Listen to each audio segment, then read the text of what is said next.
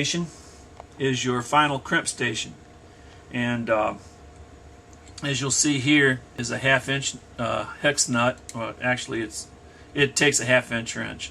This you have to unscrew. The center punch drops down out of the way.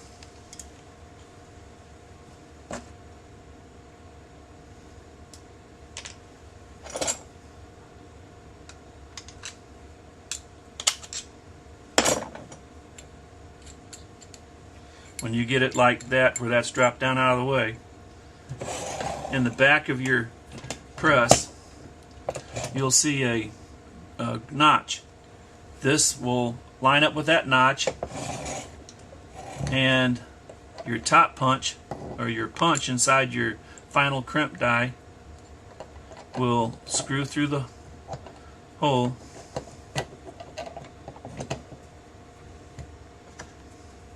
You'll want to get something that you can stick in there to make sure that that pushes through. And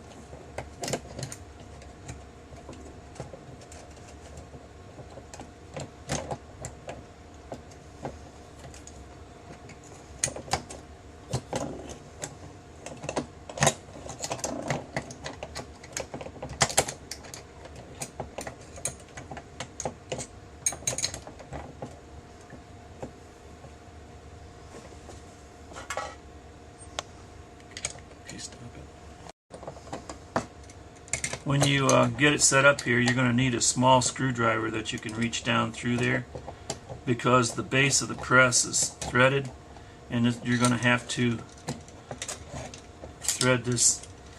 This last stage is kind of a bear to get lined up and get on there, but once you do, it'll be well worth your effort.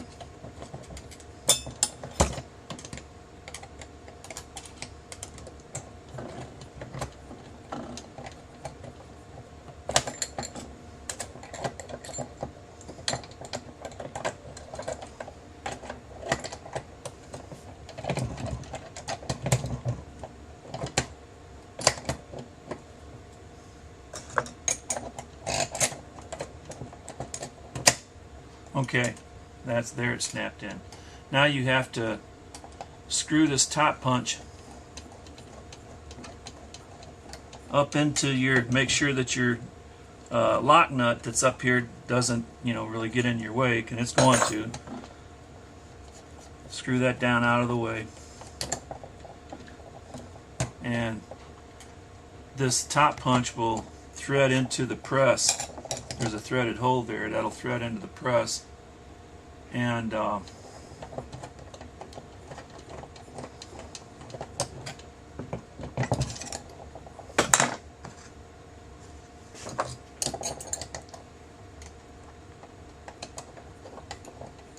this is how you make your final crimp adjustments too.